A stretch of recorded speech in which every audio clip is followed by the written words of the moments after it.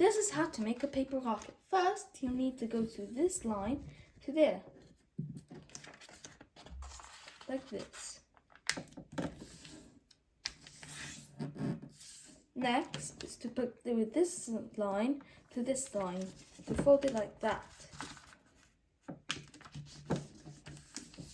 Next is to fold this line to this line.